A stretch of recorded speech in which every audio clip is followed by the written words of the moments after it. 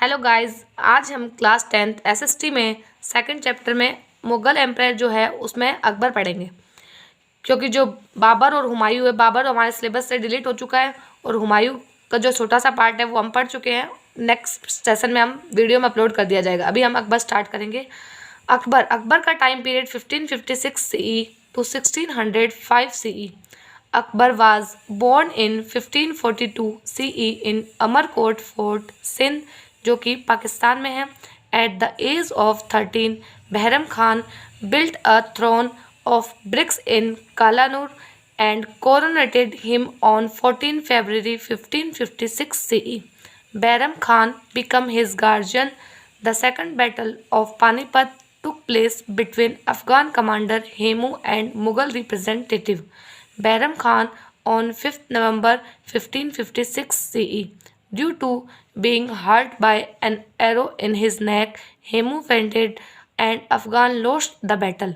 Hemu was a very capable Hindu commander-in-chief of Bihar's Afghan ruler Muhammad Adil Shah. He had emerged victorious in 22 battles and he had gained the title of Raja Vikramjit.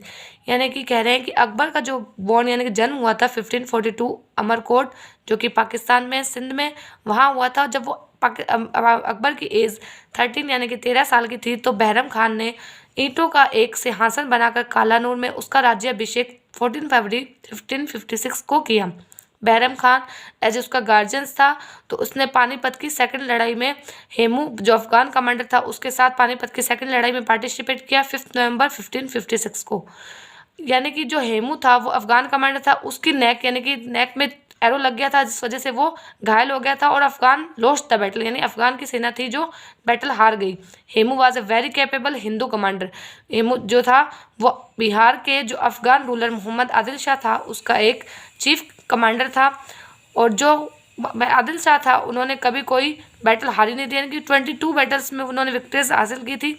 He had तो उस वजह से उन्होंने हेमू ने 22 battles के अंदर से कोई भी युद्ध में हारा नहीं था, सब में विक्ट्री हासिल की थी उसने। इस वजह से उसने अपना टाइटल राजा विक्रमजीत का लिया। Akbar occupied Malwa fort of Chunar and Gondwana from music lover Raj Bahadur. यहाँ बाज बहादुर मेंशन है, ये राज बहादुर है। Raj Bahadur in 1561 CE he also won the Ranthambore fort from Surjanhada. Raja Ramchandra concedes the Kalinjar fort to Akbar in 1570 CE.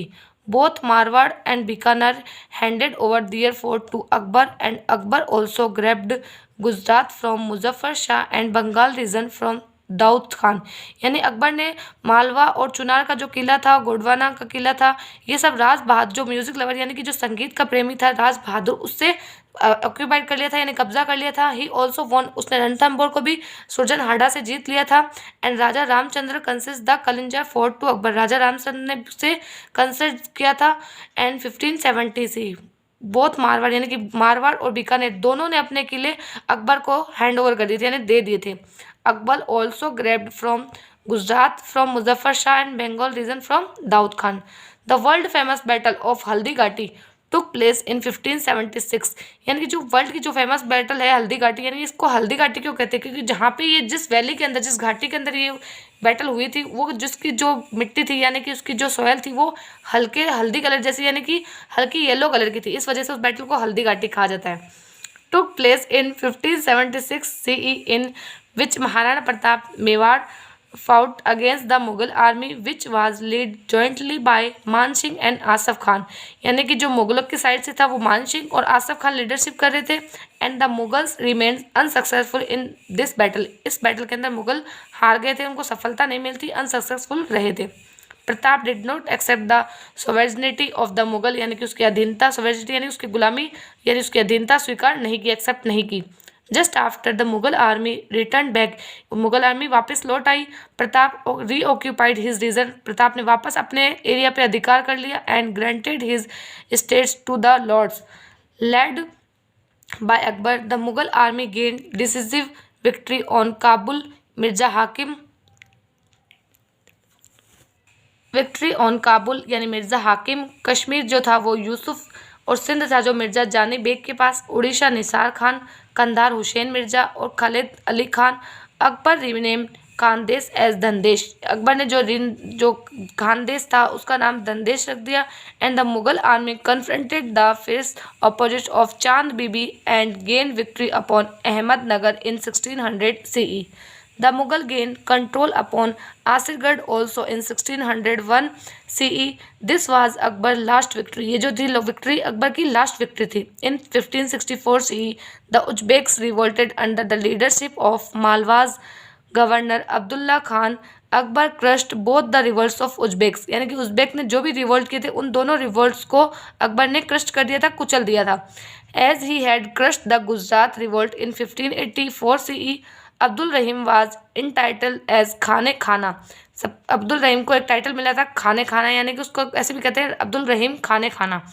During the invention of Yusufzais, one of the 9 gems, Raja Birbal had died. Akbar himself died in 1605 CE.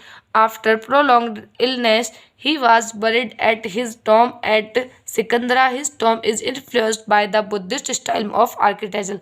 जो अकबर की मृत्यु हुई थी 1605 के अंदर हुई थी, बहुत ज़्यादा लंबी बीमारी के कारण उसकी मृत्यु हो गई थी और उसने उसका मकबरा यानी उसकी टॉम बना हुआ सिकंदरा के अंदर, उसका जो टॉम है वो बुद्धिस्ट स्टाइल के अंदर बनाया गया है। Akbar called Portuguese missionaries from Goa. He built Ibadat Khana at Fatehpur Sikri in 1575 CE to conduct religion discussion, यानी कि रिलीजियन डिस्कशन यानी धार्मिक संवाद के लिए उसने एक इबादत खाना बनाया था फतेहपुर सिकरी के अंदर 1575 में। ही enforced a religions name Deen A Ilahi throw voting in 1581 CE। उसने एक धर्म चलाया था दीन ए इलाही नाम से। Raja Birbal was the first Hindu to join this religion, और राजा बीरबल, इसको अच्छे से मेंशन करना क्योंकि इस बार आपके ऑब्जेक्टिव क्वेश्चन ज़्यादा आएंगे। तो राजा बीरबल जो थे फर्स्ट हिंदू थे जिन्होंने इस रिलीजन को ज्वाइन किया था। शेख मुबारक अनाउंस्ड अकबर एज इनाम आदिल, यानी कि मुस्बत हिंद। He provided protection to Chishti order of Sufi clan and built churches for Christians at Lahore and Agra. He provided protection to Jain Muni Hari Vijay Suri by the honoring him as Jagat Guru. Abul Fazal was the head priest of Din Ilahi religion in 1583 CE। Akbar issued a new calendar name Ilahi era, यानी कि एक calendar लाया था जिसका नाम था Ilahi era, Ilahi calendar. According to his policy adopted from for the Rajputs, Akbar performed the work of stabilizing his sovereignty upon Rajput power through fusion of marriage alliance and by exhibiting power. Kachhawa ruler Bharmal was the first Rajput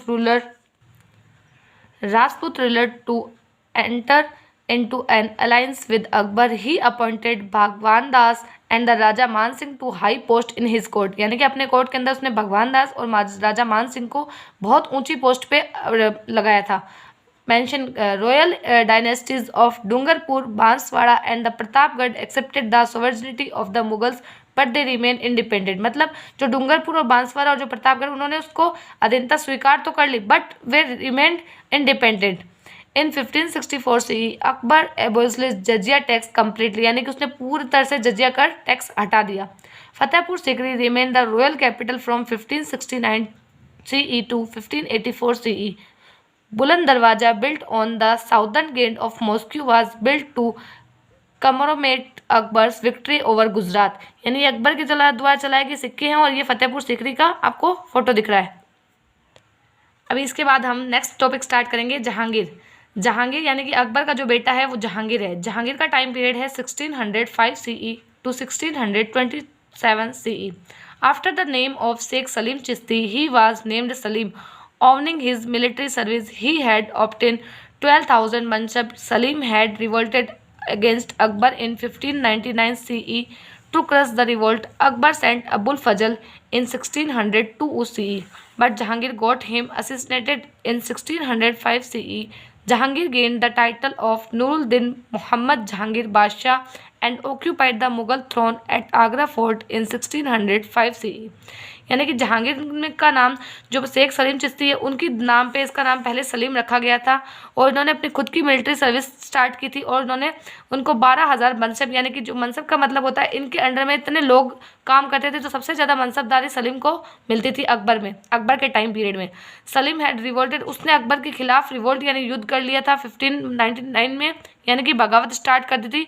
इस बगावत को दबाने यानी crush करने के लिए अकबर ने अब्बुल फजल को 1602 के अंदर भेजा, but Jahangir got his assassinated, मतलब बट जहांगीर ने उनकी बात नहीं मानी। He had sent Sikh Guru Arjun Dev to death. Jahangir's victory upon Kandahar is regarded to be significant from military and commercial point of view. In 1611 CE, Jahangir got married to a widow named Mehrunnisa. ये important चीज़ है, इसका नाम याद करना। जिस lady से उसने शादी की थी, मेहरुनिशा से उसने शादी की थी, वो एक विडो थी। Adorn her with the title of Noor Mahal, उसको एक टाइटल दिया था उसने, नूर महल और Nur Jahan. Later she was entitled as Badshah Begum, बाद में उसको बादशाह बेगम का टाइटल मिला था। British ambassador captain Hawkins and sir Thomas Roy visited his court. Jahangir died in 1627। इसके अंदर इतना इंपॉर्टेंट है, जहांगीर ने ऐसा कोई इंपॉर्टेंट नेम नहीं किया, बस इसका नेम ध्यान रखना है कि इसका नाम क्या है, उसने किससे शादी की थी और वो अपने पापा के खिलाफ हो गया था, यानी अगेंस्ट हो गया था। अब हम स्टार्ट करेंगे शाहजहाँ। शाहजहाँ का जो टाइम पीरियड है 1627 CE to 1658 CE। His childhood name was Khurram, यानी कि इसका बचपन का जो नाम था वो खुर्रम था। In 1612 CE he got married to Asaf Khan's daughter Arjuman Bano, यानी कि उसने आसफ खान की बेटी अर्जुमन बानो से शादी की थी, जिसका नाम था बाद में बेगम, यानी कि मुमताज़ महल। ही वाज कोरोनेटेड इन आगरा इन फरवरी, यानी कि इसका जो राज्याभिषेक हुआ था वो आगरा में हुआ था और फरवरी के अंदर हुआ था 1628 CE। During his resign Khan जहान लोधी एंड द गुज्जर सिंह यानी बुंदेला रिवोल्टेड अगेंस्ट हिम, इन दोनों ने इसके साथ रिवोल्ट किया था यानी युद्ध किया था। शाहजहां डिफेंडेड द पोर्चुगीज इन हुगली इन 1632, यानी कि पोर्चुगीज ने यहाँ इंडिया के अंदर आ गए थे तो उसको वहाँ पे डिफेंड किया था। हुगली नदी है जो कलकत्ता के अंदर। He merged Ahmednagar in the Mughal empire, यानी कि उसने अहमदनगर को भी मुगल एम्पायर में मिक्स कर लिया था। He defected Bijapur Sultan Adil Shah in 1652 CE। Shahjahan made his son Aurangzeb the victory viceroy of Deccan in 1657 CE। Aurangzeb impressed Shahjahan in Agra fort. He assassinated his brother Dara, Murad and Suja, and he himself ascended the throne. Shahjahan died in 1666 CE. His succession battle, named the Battle of Dharammat, took place between Dara सिको and Aurangzeb, यानी कि इसके time में जो सबसे important battle हुई थी वो थी जो धर्मत, यानी कि इनकी राजगद्दी के लिए बैटल हुई थी इनकी बेटों के बीच में, दारा सिको और औरंगजेब के बीच में। French traveller Francis Bernier and Italian traveller Niccolo Manucci have described Shahjahan design. Shahjahan built a museum on the tomb of his beloved wife Mumtaz Mahal which is known as Taj Mahal, जो कि 7 वंडर्स में इंक्लूड है। अब हम स्टार्ट करेंगे औरंगजेब। औरंगजेब का टाइम पीरियड है 1658 CE to 1707 CE। After becoming the ruler, Aurangzeb defeated the Rathores of Marwar, Assam, Kutch, Bihar, Rangpur and Kamrup. He appointed king Jai Singh as the governor of Deccan. Treaty of Purandar took place between Shivaji and King Jai Singh in June 1665 CE. Shivaji gave up his 23 forts to King Jai Singh. In 1666 CE, Shivaji visited Aurangzeb court with the efforts of Raja Jai Singh, but Aurangzeb did not behave respectfully and deceived and imprisoned Shivaji. With the help of an intelligent plan made by his champions, Shivaji secretly moved out of the fort and went away to Maharashtra. In 1686 CE, Aurangzeb himself advanced and occupied Bijapur, and he occupied Golconda also in 1687 CE. During his reign, 5% additional tax was imposed on Hindu traders. Aurangzeb ordered to demolish temples in 1669 CE. In 1679 CE, jizya was imposed on Hindus. Aurangzeb used religion as the weapon, and he banned the practice of Jharokha Darshan and music, which was prevalent since Akbar's reign. Aurangzeb died in Ahmednagar in 3rd March 1707 CE. During his reign, the Jats revolted under the leadership of Gokul in 1668 CE, and the Satnamis revolted in 1672 CE. Sikh Guru Tegh Bahadur also raised voice against the atrocities of Aurangzeb. He was killed for this reason. यानी कि जो औरंगजेब था उस वो राजा बने, यानी कि उसके बाद शाहजहाँ के बाद औरंगजेब को राजा बनाया गया, तो उसने क्या किया, डिफेक्ट किया राठौर मारवाड़ के राठौरों को आसाम, कच्छ, बिहार और रंगपुर और कामरूप, और उसने जय सिंह को अपॉइंट किया दक्कन का एज ए गवर्नर. और पुरंदर की जो संधि हुई थी, यानी कि पुरंदर की संधि किन के बीच में हुई थी, शिवाजी और जय सिंह के बीच में, और जून 65 के अंदर हुई थी. इसमें उसने कहा था शिवाजी से कि वो शिवाजी ने 23 जो अपने किले थे वो जय सिंह को दे दिए थे, बट जब शिवाजी औरंगजेब के कोर्ट में यानी विजिट करने गए तो एफर्ट ऑफ राजा जय सिंह के कहने पे वो गए, but Aurangzeb did not behave respectfully. उन्होंने उसके साथ अच्छे से रेस्पेक्टफुली उनके साथ बिहेव नहीं किया. इस वजह से शिवाजी वहाँ से निकल गए. With the help of intelligent plan his campaign Shivaji secretly moved out, मतलब वहाँ से निकल के महाराष्ट्र आ गए. और Aurangzeb hills advance and occupied Bijapur. Aurangzeb ने बीजापुर को भी ऑक्यूपाइड कर लिया, यानी वहाँ पे कब्जा कर लिया. And he occupied also Golconda, यानी गोलकुंडा पे भी उन्होंने जीत लिया, यानी कि औरंगजेब ने कब्जा कर लिया वहाँ पे. और उसने क्या किया, 5% एडिशनल टैक्स भी बढ़ा दिया, किस पे, सिर्फ हिंदू ट्रेडर्स के ऊपर. औरंगजेब ओवर द डिमोलाइज टेम्पल्स, यानी कि मंदिरों को तोड़कर, और जजिया भी उसने हिंदुओं पर लगा दी, जो कि अकबर ने जजिया समाप्त किया, जजिया टैक्स वो औरंगजेब ने वापस से इम्पोज कर दिया. औरंगजेब के बाद बहुत रिलीजियंस था, तो इस वजह से उसने झरोखा दर्शन भी बैन करवा दिया, म्यूजिक्स पे भी बैन लगवा दिया. जो चीज़ अकबर के टाइम में होती थी वो सब चीज़ें उसने बैन करवा दी. और औरंगजेब की मृत्यु अहमदनगर में हुई थी 3 मार्च को. और उसने जो किया, उसके अलावा सिख तेग बहादुर ने उसके खिलाफ जब आवाज़ उठाई थी तो उस वजह से उसने सिख तेग बहादुर को भी किल करवा दिया था. After the death of Aurangzeb, the Mughal dynasty got incapable and weak successor, due to which the Mughal Empire started to decline gradually in 1707 CE. Bahadur Shah ascended the Mughal throne in year 1711. East India Company of Surat sent his deputies on Bahadur Shah court, on which the influence of Christian lady named Juliana Diaz the coasts invisible. She had attained titles such as Khatum, Bibi and Fidwi Duanga Juliana, the largely protected the interest of the Portuguese. From 1712 CE to 1757 CE, the Mughal court remained merely a center of conspiracies and assassination. Its place had become negligible in context to political power, यानी कि औरंगजेब की मृत्यु के बाद Mughal dynasty लगभग से, मतलब उसमें इनकेपेबल यानी कि वीक सक्सेसर थे. तो due to which the Mughal empire started to decline gradually, यानी कि मुगल की धीरे धीरे एम्पायर खत्म होने लगा. 1777 के अंदर बहादुर शाह मुगल राजगद्दी पे बैठे, और 1711 में ईस्ट इंडिया कंपनी ने सूरत से उनके लिए एक बहादुर शाह जफर के कोर्ट में एक लेटर भेजा, जिसमें एक लेडी थी क्रिस्टियाना, जो क्रिश्चियन लेडी थी उसका नाम था जूलियाना डियास. उसने एक टाइटल लिया था खातूम का, यानी कि बीवी एंड फिदवी दुआगा जुलेना. She largely protect interest of the Portuguese, जो कि पोर्चुगीज यानी कि जो पुर्तगाल थे उनको इंटरेस्ट में प्रोटेक्शन देती थी. And from 1712 to 1757 Mughal court remained merely a center of conspiracies, assassination. Its place had become negligible, मतलब उसको जो उसकी पॉलिटिकल पावर थी वो नेग्लिजिबल थी, नगण्य थे, ना के बराबर थी.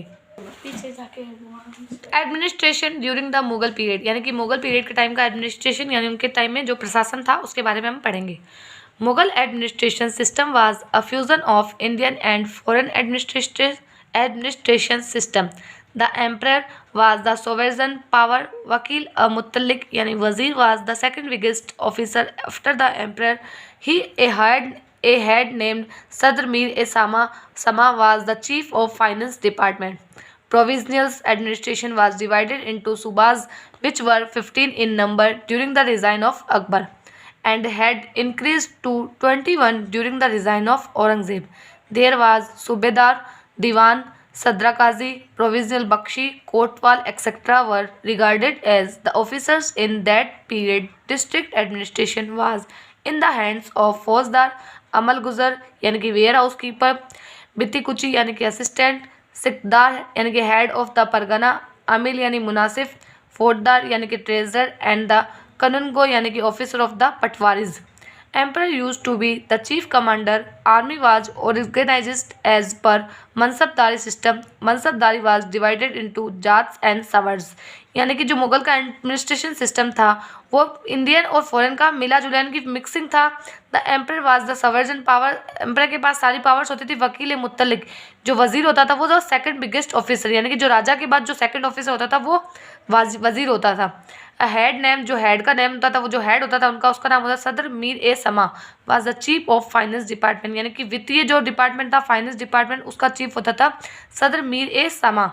और प्रोविंशियल एडमिनिस्ट्रेशन जो था वो सूबों के अंदर बटा हुआ था, जो कि अकबर के टाइम में 15 सूबे थे और जो कि औरंगजेब के टाइम में बढ़कर 21 हो गए थे, यानी कि 21 हो गए थे, जिसके अंदर थे सूबेदार, दीवान, सदर काजी, प्रोविंशियल बख्शी, कोटवाल आदि थे।